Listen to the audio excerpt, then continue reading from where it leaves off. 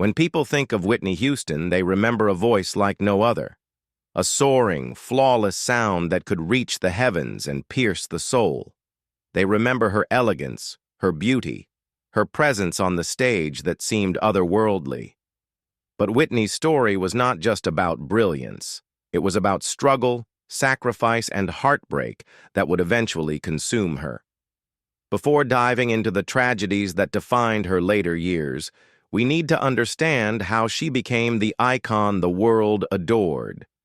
Whitney Elizabeth Houston was born on August 9, 1963, in Newark, New Jersey. She came into the world surrounded by music.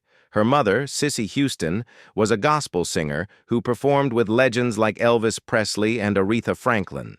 Her cousin was Dionne Warwick, one of the biggest voices of the 1960s, and Aretha Franklin herself was Whitney's godmother.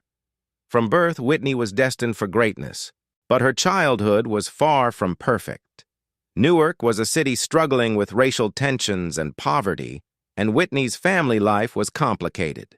She witnessed domestic strife and grew up in an environment where faith and gospel music were her refuge. She sang in the New Hope Baptist Church choir from a young age, and people quickly realized her voice was extraordinary.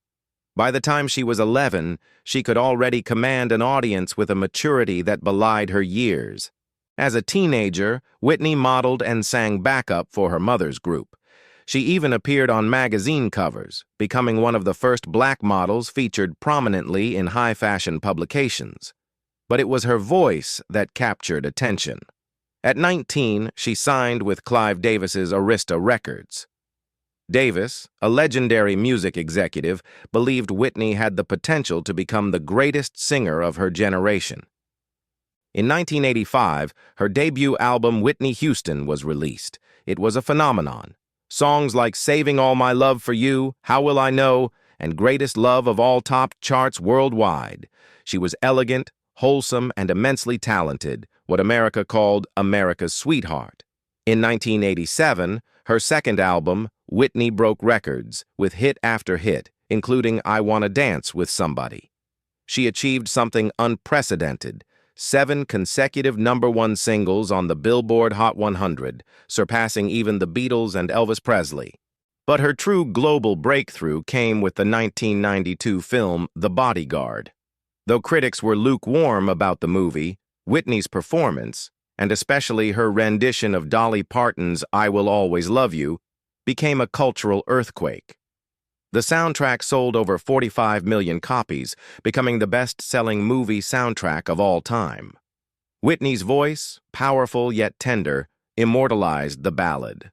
By the mid-1990s, Whitney Houston was not just a star, she was the star. She had it all: beauty, talent, wealth, fame. But behind the glamour, cracks were beginning to appear. Her personal life was unraveling, and the world would soon see that the price of greatness was devastating. Whitney's success masked deep wounds. Her marriage to R&B singer Bobby Brown in 1992 became a turning point, and not for the better. What seemed like a fairy tale union of two stars quickly dissolved into a toxic relationship filled with jealousy, infidelity, violence, and substance abuse. Whitney, who once embodied perfection, became tabloid fodder. The truth is, Whitney's relationship with Bobby was both passionate and destructive. Bobby struggled with jealousy over her fame, while Whitney was fiercely loyal to him, even when it hurt her career. Together, they spiraled into drug use. Cocaine, marijuana, and prescription pills became part of their lives. By the late 1990s, Whitney's once pristine image had shattered. She missed performances, canceled shows, and appeared increasingly thin and fragile. Behind closed doors, the abuse was even worse. Friends later recalled that Bobby was controlling and at times violent. Whitney, raised in a deeply religious household, felt trapped, too loyal to walk away, too broken to find stability. Their daughter, Bobby Christina, was born in 1993, but the marriage only grew more chaotic. The child was caught in the storm of her parents' fights, addictions, and the suffocating glare of fame. The media, once adoring, turned cruel. Whitney became the subject of ridicule. Late-night hosts joked about her declining voice. Tabloids published photos of her looking gaunt and exhausted. Her once legendary performances faltered. In a 2002 interview with Diane Sawyer, Whitney tried to defend herself, but the damage was done. Her infamous words, "crack is whack," became a meme, overshadowing the seriousness of her addiction. What the public didn't see was the depth of her pain. Whitney was under enormous pressure. As a black woman in the music industry, she had to be flawless at all times. Critics accused her of being too white in her musical style, while the black community sometimes viewed her crossover appeal with suspicion.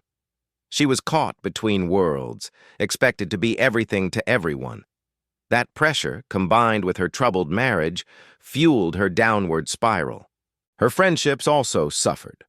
Once surrounded by supportive mentors, she became isolated. Even her relationship with her parents grew strained as she struggled with addiction. In many ways, Whitney was a lonely woman despite her fame. She had money, but not peace. She had fans, but not true stability. By the 2000s, the decline was undeniable. In 2007, after years of turbulence, Whitney divorced Bobby Brown. But the damage had already been done. She had lost much of her fortune. Her voice was no longer at its prime, and her reputation had been battered. She attempted a comeback with her 2009 album I Look to You, which received praise, but her live performances revealed the toll drugs and years of strain had taken. Her voice, once heavenly, was now shaky and weathered. Her 2010 world tour was supposed to be triumphant. Instead, it was heartbreaking. Critics lambasted her vocals, fans walked out of concerts, and Whitney faced humiliation. For someone who had once been untouchable, it was a devastating blow. Yet she pressed on, trying to reclaim her place. Behind the scenes, however, she still battled her demons. The saddest part of Whitney's tragedy was that she wanted to recover. She spoke often about her faith, her love for her daughter, and her desire for a second chance. But addiction is a relentless enemy. Even as she tried to rebuild, the shadows of drugs, heartbreak, and exhaustion loomed. By 2012, Whitney Houston was only 48 years old, but she looked far older. Years of substance abuse, emotional turmoil, and health struggles had taken their toll. Yet in early February, she seemed hopeful. She was preparing for a big appearance at Clive Davis's annual pre-Grammy party, a tradition she had often headlined. She was also rumored to be considering new projects, perhaps another comeback. But fate had other plans. On February 11, 2012, Whitney Houston was found unconscious in the bathtub of her suite at the Beverly Hilton Hotel in Los Angeles. Paramedics rushed to the scene, but it was too late. At just 48 years old, Whitney Houston was gone. The official coroner's report cited accidental drowning with heart disease and cocaine use listed as contributing factors. It was a tragic, shocking end to a life that had once seemed larger than life itself. The world reacted with disbelief. That night, the Grammy Awards became a somber tribute. Jennifer Hudson performed "I Will Always Love You," her voice trembling with emotion, and the audience wept. Whitney's death was not just the loss of a singer. It was the loss of a cultural icon, someone who had defined an era. But the tragedy did not end with her death. 3 years later, her daughter, Bobby Christina Brown, was found unconscious in a bathtub in eerily similar circumstances. She lingered in a coma for months before passing away at just 22 years old. It was as if Whitney's curse had extended to her child, doubling the heartbreak. In her final years, Whitney had expressed loneliness. Despite her fame, she often felt misunderstood and isolated. Many of those around her were enablers rather than protectors. Her attempts to find peace were undermined by a lifetime of pressure, scrutiny, and addiction.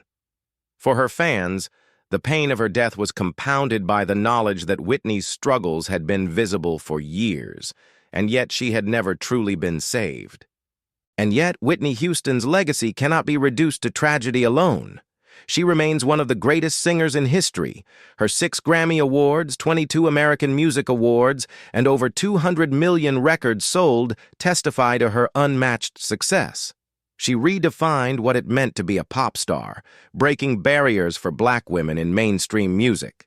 Her rendition of the national anthem at the 1991 Super Bowl remains iconic.